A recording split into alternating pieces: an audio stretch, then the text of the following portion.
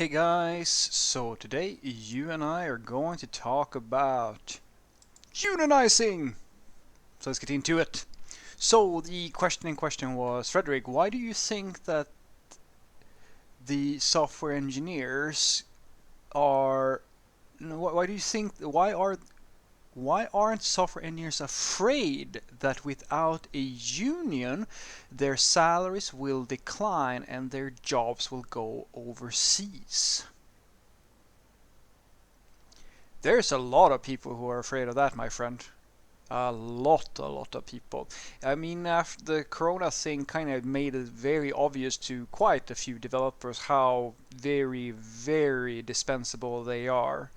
And this notion that there are endless amounts of jobs and opportunities in software engineering, it kind of took a little bit of a hit, but it didn't do it in the way that I think. Like, I mean, because depending on your perspective, I mean, this is always the problem, right? If you go and you talk to three people and they're in three different life positions, if you talk to person A and they were in a group of developers who were working at this tiny little satellite innovation firm or whatever for a bigger company, well, then the whole situation kind of, oh, yeah, this is horrible. There are no jobs anymore.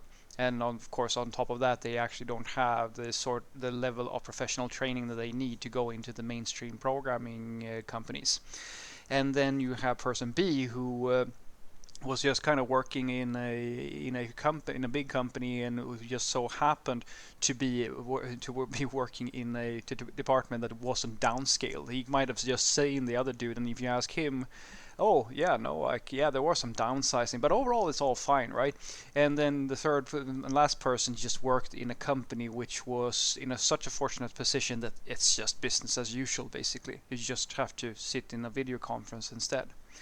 And the thing about unionizing, I mean, yeah, sure, we can unionize, but like if you think about unionizing, the thing is that this is I'm way, way, way out of my depth now, but I will claim something, and that is that the profession, like the software engineer's profession, is actually so fresh at this point that it's not we haven't really gotten to a point where we have created any type of structure, honestly. I mean, if you really think about it, there's not much in terms of structure regarding what makes a software developer and requirements and so forth. It's kind of like JavaScript. It's like the Wild West, at least what I look at. I mean, we're basically inventing new titles every day, at least if you're in middle management.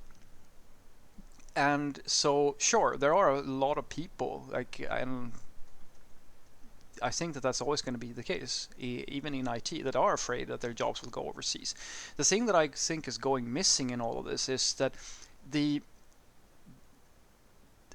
the problem that I see is that the reality of jobs going overseas, or I mean, it doesn't even have to go overseas, guys. You can lose your job to a local firm.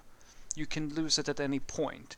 The thing is, though, that there's still an enormous demand.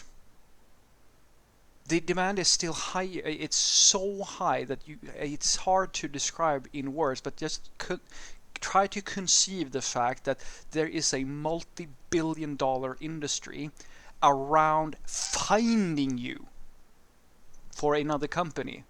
That's how, like, it's so insane. Like, it's ridiculously insane. And so the the problem of finding a new job and a new occupation, at least from what I can see, because I mean, of course, the recessions or the Corona thing hit my part of the world as well. And honest to God, all of my friends, we kind of just breezed through it. Nobody really noticed anything because they have the skills that are in the highest demand. And even if a lot of things happen in unstable times, uh, there are still so many buyers for high quality software services that will not downscale just because there's a recession all that much. Of course, as I said, it very much depends on where you are, because if they have to cut back, they're gonna cut back, but they usually cut back on very specific things that are less revenue building. And then you of course have the option, yes, sure, your jobs can go overseas, you can be outsourced, but it's the same sort of deal. You have to ask yourself, what type of customers are you dealing with? Because if you work for a tiny little agency, or you work for you're a freelancer, or you work in a department where you're doing something that is not business critical, or you work for a company where they don't give a shit about quality software. They're not an IT company. They're just a company that has a digital system for whatever purpose. A good example of something that can go really wrong for you, which is exactly the thing that happened to me. So the company that I started working for, they were acquired by another firm. And that firm, like, they bought the entire company. And this is a story as old as most of the Linux developers that go on stage on Tech Talks.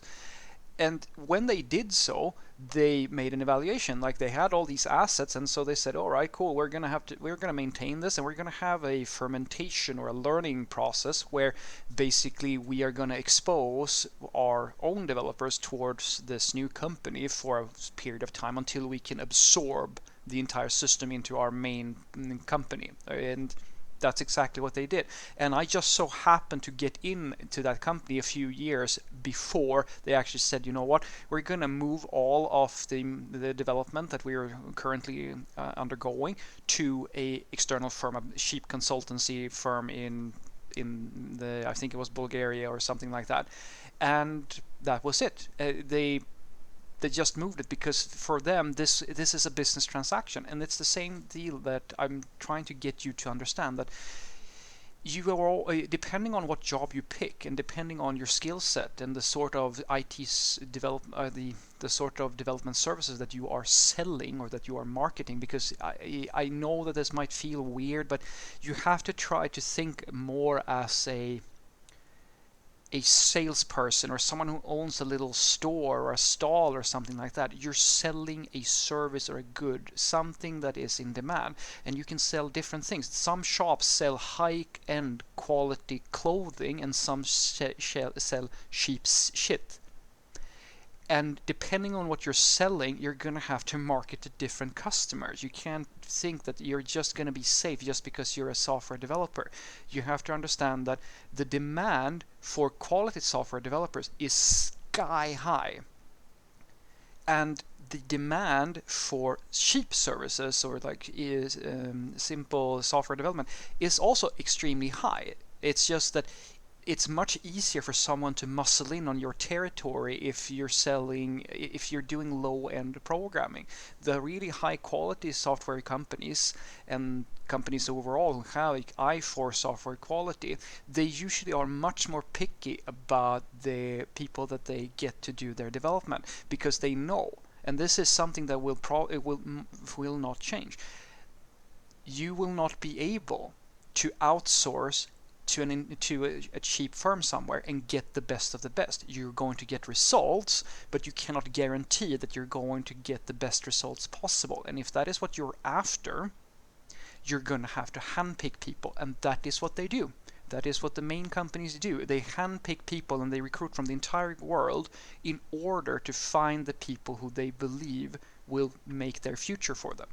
So what I want you to take away from this is that I can't really speak as to why developers aren't unionizing. I believe that most of the reason to it is because the industry is so fresh that there are really there's not really that much in terms of rules for how to do things. I mean, shit, we're still figuring out what should be legal in the IT space at this point. So it's going to be a while, I think, before we get to the same sort of space that some other professions that have been around for hundreds of years have gotten to. But I will say that even though that might happen, I think it's a really weird mindset for a lot of developers to have this idea that, or this fear that they're going to lose their jobs to people who are offering cheaper labor. Because at the end of the day, you are a business person, for whether you like it or not. You're selling a service and you're a craftsman. And in order for you to be able to sell that service or that your craft, you're going to have to find customers who are willing to buy it. And if the only thing that you have to sell is low-end coding skills, well, then yes, then you are in a little bit of a risk position. But then the real question is, Are you willing to match the prices of someone who is also selling that thing? Or maybe the solution here is to educate yourself and get even better so that you can actually market yourself to higher end companies. Have a great day.